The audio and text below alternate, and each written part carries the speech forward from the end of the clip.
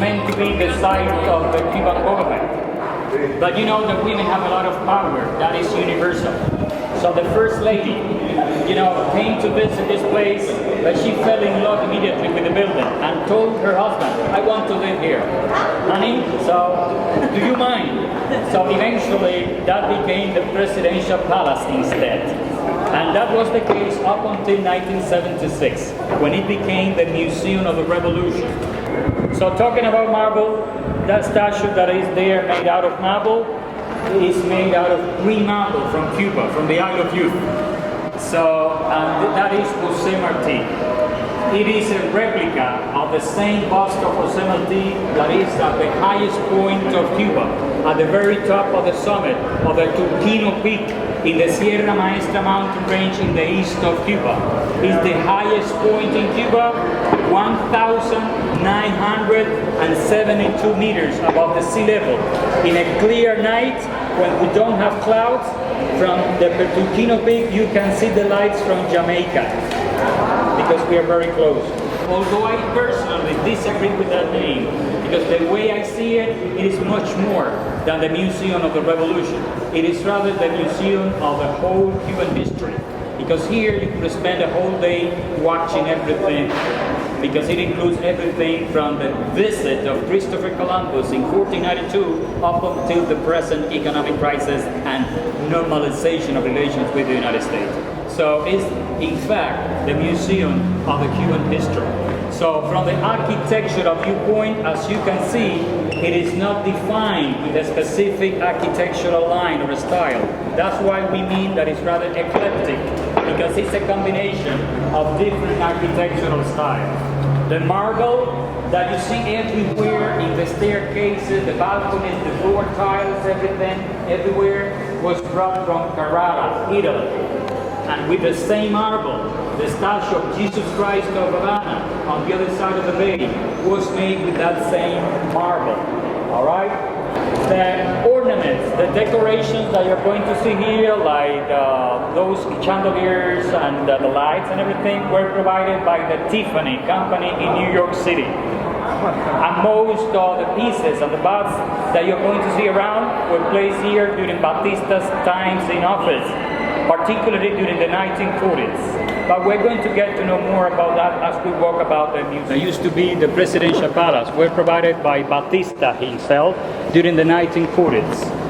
And one of the examples is precisely these four busts. According to Batista, they were four of the greatest American leaders in the American continent. Meaning by this, North America, Central America, and South America as a whole, as the Western Hemisphere.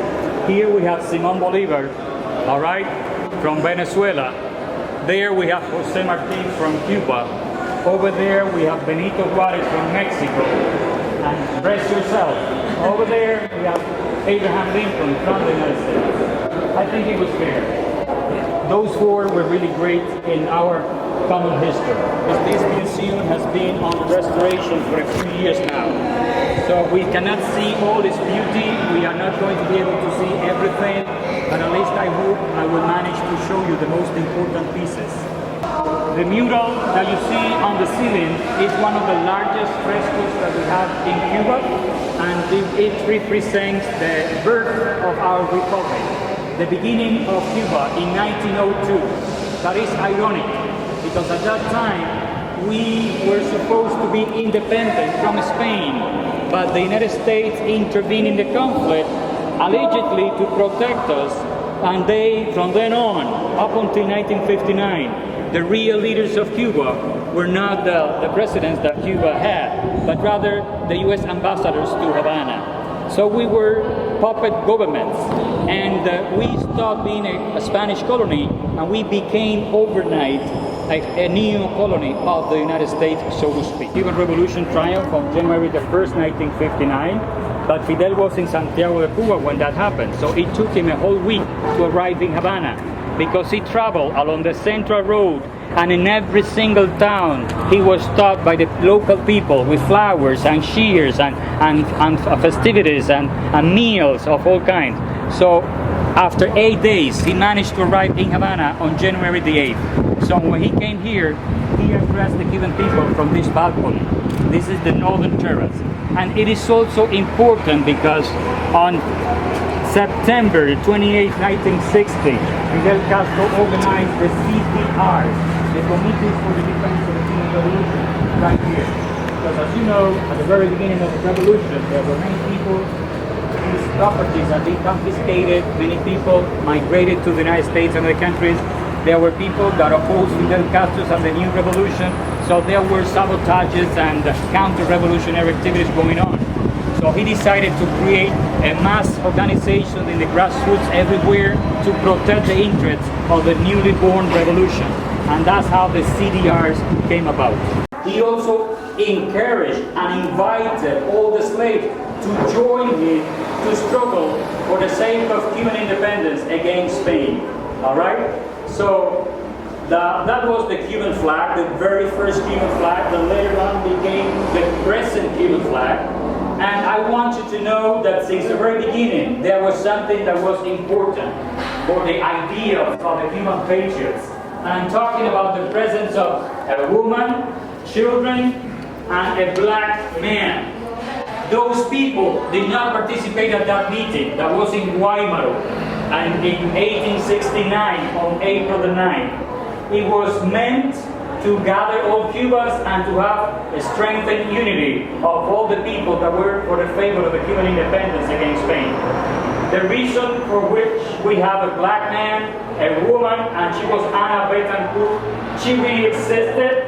She did a lot for the Cuban independence, but she never participated in the meeting. It's a fantasy of the artist just to convey the idea that women's rights, black people's rights, and children's rights were supposed to be included in the Cuban Constitution since early on. That was his message, all right? Remember that up until 1959, most of Cuba did not have electricity, did not have roads or schools or hospitals, no social services. Most of the population all over the island were really, really very poor. They have a lot of health-related issues. They have many, many children. As Reverend Suarez told you today, his family had 9 siblings. My own, I am the youngest of 6. I used to live in the back of beyond, in the middle of nowhere in the countryside. No electricity, dirt floor, no toilet, an outhouse. I'm surrounded by animals and diseases and parasites. That was a general picture of Cuba up until 1959. All right? So after the beginning of the revolution, there were many radical pieces of legislation and measures that were adopted to change the social picture of Cuba. That's why the revolution was so totally supported by the majority of the people, particularly in the countryside. There was a literacy campaign all over the country, and in only 1 year, we managed to declare the country as free of illiteracy. And the students themselves and the housewives themselves were mobilized to teach others how to read and write. The slogan was, those who know, teach. Those who don't, learn. All right? And in only 1 year, we managed to eliminate 23% of illiteracy in Cuba. And we became the first Latin American country getting free of illiteracy.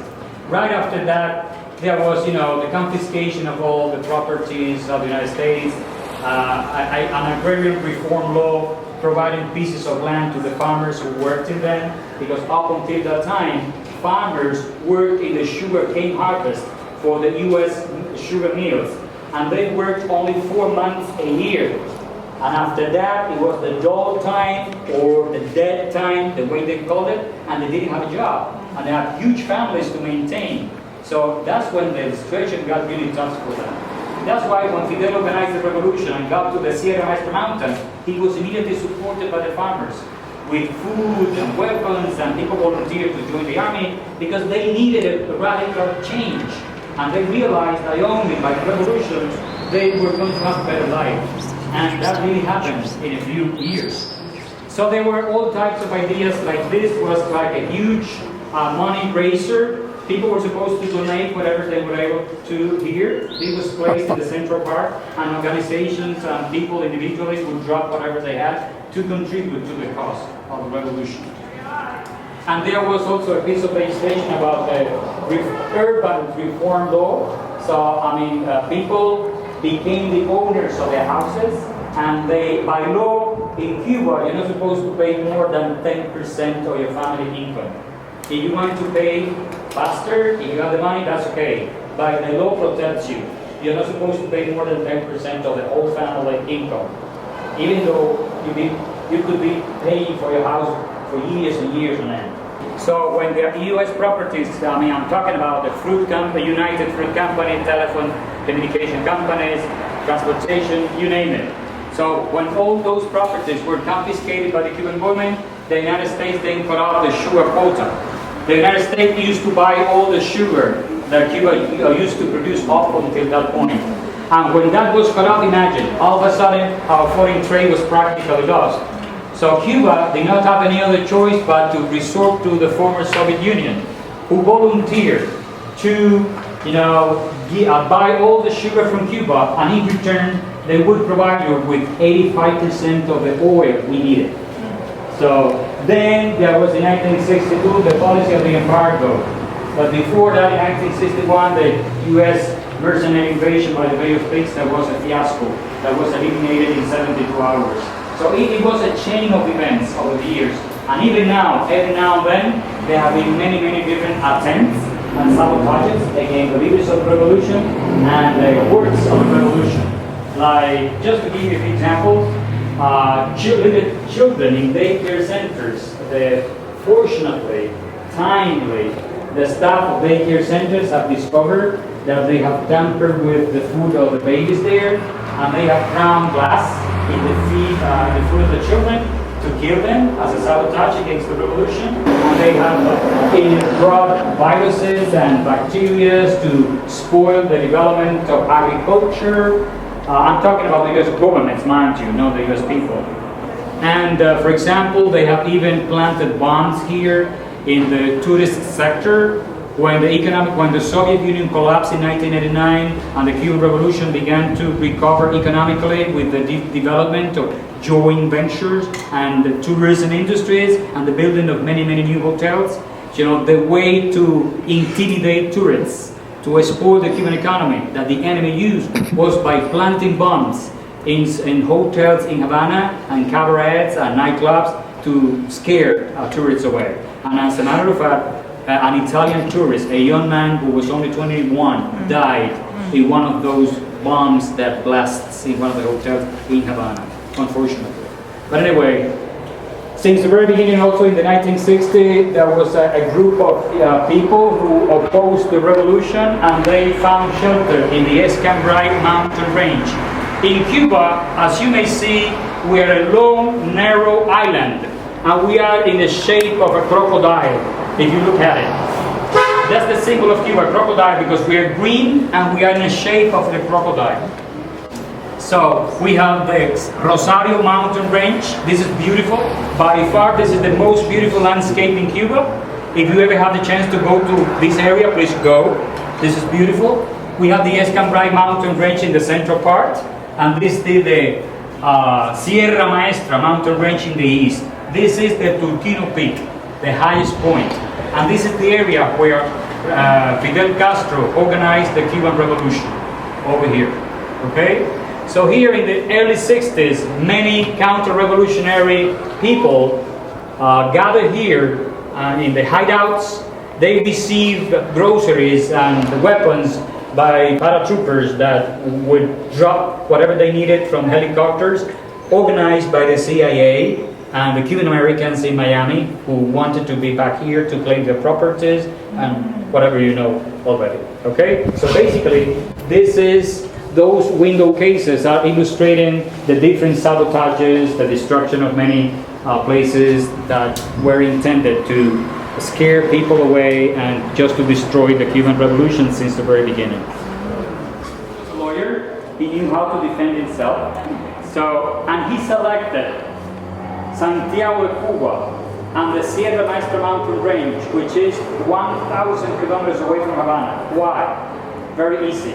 Remember, Batista was the dictator at that time. The Moncada barracks It was the second largest military barracks in Cuba, was in Santiago de Cuba. And July the 26th was the day when he attacked the palace. Why? Because in July, it was summertime, everyone was on vacation, people in Santiago may be dancing conga line all night long, drinking rum, playing guitars, flirting around. It was the perfect time of the year to attack a military barracks. Because there were people from all over the world, and from Havana, and from everywhere, partying in Santiago. So it was very easy for them to pass unnoticed. So that's what he did. People from all the provinces traveled as regular passengers by train, by bus, by private vehicle, all the way to Santiago. They went to a little farmhouse, 22 kilometers on a farm in the countryside there. They pretended to rent the facility to raise chickens. But that was a bluff. That was not true. That was the meeting place where they organized the final meetings, the strategy in order to attack the soldiers in the military barracks by surprise, very, very early in the morning. As a matter of fact, all the vehicles and the American old cars in a caravan, Fidel was in the first one, departed from that farmhouse, at 5:20 in the morning, in the wee hours when it was still dark.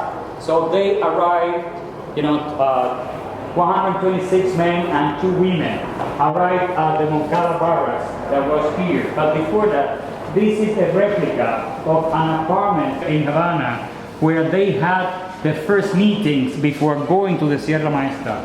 Abel Santamaria, the second in charge of the operation, used to live in this apartment, together with one of the 2 ladies who participated in the action. By the way, it is interesting to know that in Cuba, one of the very first things that were implemented right after the triumph of the revolution was to convert all military barracks into schools. So now, instead of soldiers and weapons, what we have are students and school supplies. So, and this is no example. Part of this barrack today is a museum as a reminder of history, but the other half is school. All right? So this is the Moncada barracks in Santiago. These are all military houses of the officials. See, along that street? Oh yeah. So Fidel was in the first car. Raúl Castro, Fidel's brother, was taking hold of this palace as a backup, just in case. And Abel Santamaria, the second in charge, was taking hold of the civilian hospital right behind the barracks. They wanted to attack the soldiers by surprise, but the surprise factor failed, and it was a military fiasco. They got nervous, they were scattered about, there was a shooting out, many of them were scattered and lost and killed and tortured, whatever, but a few of them managed to escape alive, including, fortunately, Fidel Castro, who walked away into the mountains, and he ended up finding shelter here, in that bohío. Bohío is the Aboriginal name that is given to the houses made by the farmers, by the country people, that they made out of wood and the fronds of the royal palm trees. So Sarrias is this man. He was an official from the military army of Batista, and he was the one who found Fidel Castro hidden in that family's house. However, after the revolution, he changed his codes. He joined Fidel's army, and he did not kill Fidel when he found him alive. He said something that is a historical phrase. He said, ideas are not supposed to be slaughtered. So he saw in Fidel a potential to save the whole Cuban people. And even though he was part of Batista's army, that was his job. But deep down in his mind, he identified somehow with Fidel, though he never said it. So he took Fidel alive so as to make sure that he was not going to be killed. So remember, this is Abel Santamaria, the second in charge. Unfortunately, he was not as lucky as Fidel. He was brutally tortured and killed. What is more, both his eyeballs were removed, and and they were placed in a platter, and they were shown to his sister to make her talk and to turn in all the other companions.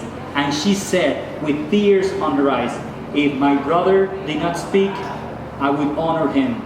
Kill me if you want to, but I won't speak either. No wonder she committed suicide a few years after the revolution. It was too much on her. Anyway, these are pictures illustrating. Batista said that for every one of his soldiers that got killed in the action, he was going to make 10 of the Cuban soldiers of Fidel's people disappear. And he was true to his word. Everywhere in Santiago de Cuba, the following morning, there were many young men that were scattered out everywhere. They pretended that they had died during the action, when in fact they had been tortured and killed, and spread everywhere along the road between the barracks and the Siboney farmhouse where they had the previous meeting. 22 kilometers, and everywhere they were scattered, dead, brutally tortured. Today, in every single place where every one of them was found, there is a monument with their names to honor their memory. It was Fidel when he attacked the Moncadas in 1953. They called themselves the Centennial Generation. Why?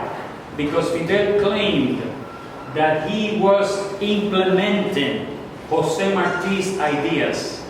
José Martí was the one who believed in the unity of all Cubans. He was the one who believed in having only one political party. Because divide and conquer. If you split up, you're going to defeat people. However, if people are united, it's difficult to separate them. So José Martí was the one who had that idea. That's why Fidel says that José Martí was the intellectual author of the Moncada Barras attack. And why did they call themselves the Centennial Generation? Just because José Martí had been born in 1853, 100 years before. So on July the 26th, 1953, he attacked the Moncada Barracks. And he was only 33, all right? So, and this is the typewriter in which his allegation was typed.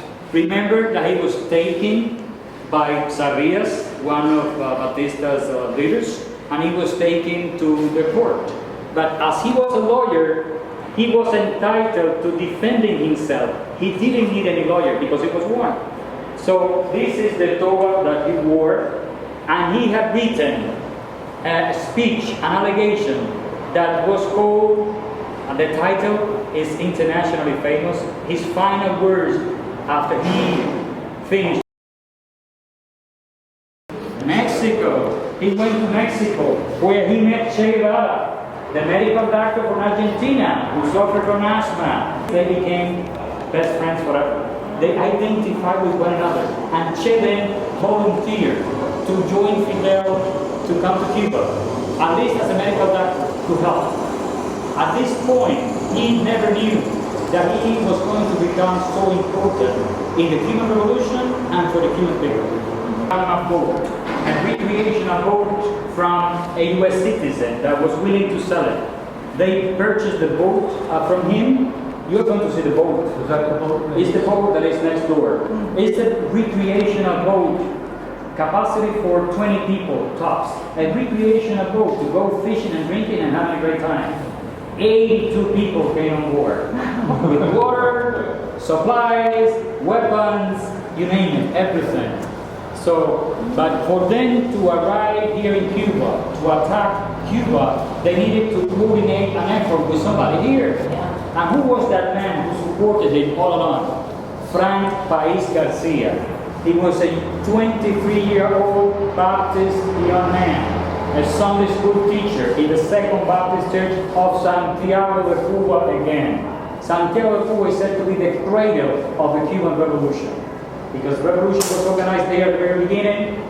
Then when they came from Mexico, it was again there. They landed in that eastern part of Cuba. So Frank Pais was supposed to organize an uprising in the city of Santiago to deviate the attention of Batista's army in the uprising, and so as to make sure that the Granma boat could land safely and unnoticed.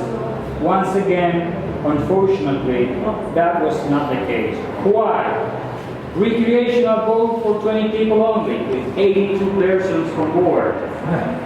Weather conditions, they couldn't be worse. It was stormy. The sea was really wild. So as a result of that, the trip was delayed. And on top of that, to make things even worse, one of the men on board got dizzy or seasick, and he fell into the water. And it was, even though it was very stormy and dark, Fidel Castro said, we have to turn around and pick him up. And they did. Unfortunately, they managed to save his life. So that delayed the whole thing. So anyway, they departed from Tuxpan, Mexico on November the 25th, 1956.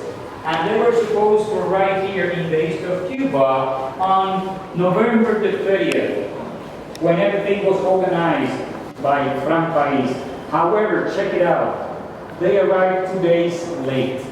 So by the time they arrived, Batista had already learned again about the plot against him and his army, so there was an ambush. It's a swampy area. They were tired, they were dehydrated, they were dizzy, whatever. So most of them were killed, some of them got lost, some of them were scared and disappeared.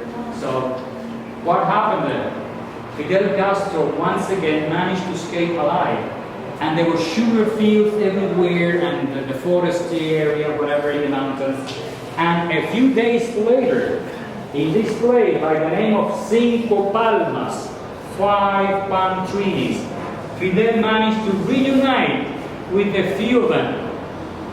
And even then and there, when everything seemed to be lost, Fidel said, even now, I believe that revolution is still possible.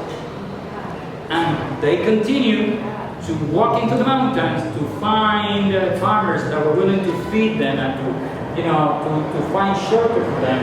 And they began to grow in number and strength. So he pretended that all the expeditionaries on the Grandma boat were killed and wiped out. So that was the headlines everywhere.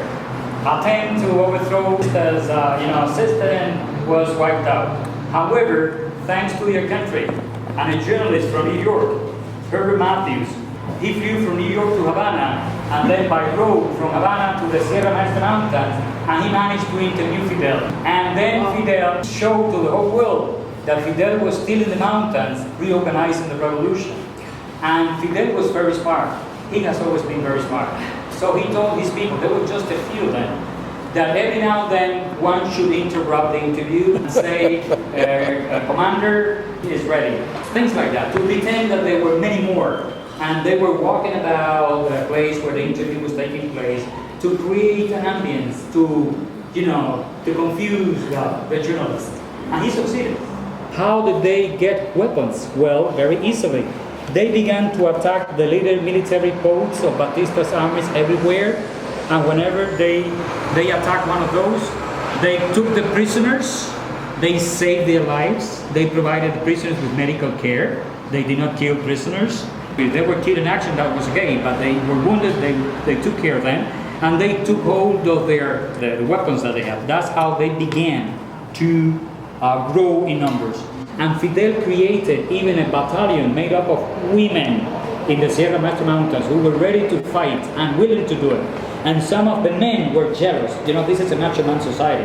A lot of male chauvinism here. And some of the men complained and told Fidel, how comes those women are provided with weapons better quality than my own? Or he doesn't even have one and he's been here for months. And Fidel told him, because they are smarter and they are more, braver than you are. They have already shown that. So that's why. So there was a platoon made up of women in the mountains. Regretfully now, in the Cuban history, that is not highlighted the way it should be, to be totally fair with the women. This is just a simple showcase of the devices he implemented in order to make people talk.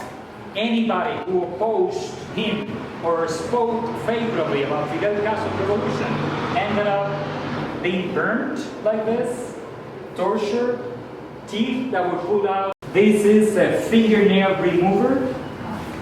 These are knuckles to break your teeth.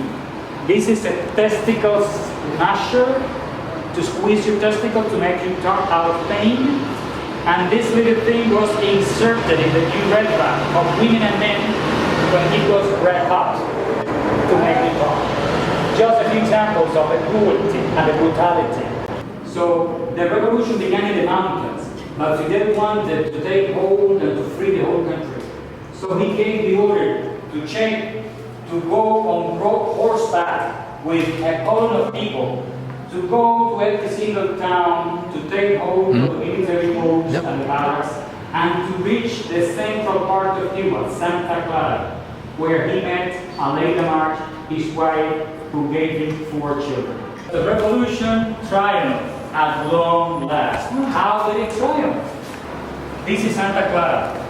Che Guevara was already here with his people, just 300 people at most. And Batista learned about all the towns that had already been occupied by Fidel's army. And remember that the second largest military barracks was in the east. So when Batista learned about this situation, that the revolution was spreading out and disseminating itself all over the country, he armored a train and he filled it up with soldiers and ammunition and everything as a reinforcement train to fight Fidel. Little did he know, however, that the very people who armored the train in the shipyard in Havana were members of Fidel's movement. So they knew and they sent secret messages to Che in Santa Clara. So by the time that armored train or reinforcement arrived in Santa Clara, Che Guevara and his few people with the Caterpillar bulldozer had already broken up the railroad, and that armored train, when it arrived in Santa Clara, was derailed and scattered out into a million pieces. So Che's people pretended again that there were many more, and they surrounded the people, and they threw up Molotov cocktails. They were armored, but they knew that the floor was made out of wood and was not armored. So they threw the Molotov cocktail on the floor of the wagons, and that was set afire. So in a matter of minutes, they surrendered. And that marked the triumph of the Cuban Revolution. So the Battle of Santa Clara, that's why Che's remains are in Santa Clara now. And the Revolution Square in Santa Clara bears his name. And his wife was from Santa Clara also. Santa Clara is his second hometown. So when Batista learned in Havana that the revolution had triumphed, he just needed to save his life. What did he do? He collected his friends and family. He went to the Cuban National Bank, emptied all the money that was there, went to his private airfield, took a private airplane, and flew first to the Dominican Republic, where he asked for asylum. That was declined, and he ended up to the Madeira Islands near Portugal, where unfortunately for him, he lived a long life as a multi-millionaire and died in his 70s out of a natural death. And he's to be blamed still for the over 20,000 people dead. But anyway, that marked the triumph of the Cuban Revolution. But anyway, when the revolution triumphed, Che Guevara set his headquarters in La Cabaña Fortress. There he set up his office, and he was there for a while. Right after that, he became the Cuban representative before the United Nations. He was the one who created voluntary work for the first time, and he set the example by himself, cutting sugar cane without being paid, laying bricks, making a construction job without being paid, and he wanted Cubans to do the same in their free time. So many Cubans went coffee picking, planting potatoes, doing many things for free as voluntary work. Che Guevara was the one who came up with that idea. Che Guevara was the one who created the first baseball team in Havana after the revolution. And he was also the president of the National Cuban Bank. I'm not going to give you a lot of information here, because otherwise you're going to be overwhelmed, because we are going to go to this place. This is the Bay of Pigs area in the south of Matanzas province. We're going to stay there, and we're going to be accommodated in private houses. We're going to be with Cuban families there, right in front of the ocean. So you would be able to swim in the south of Matanzas.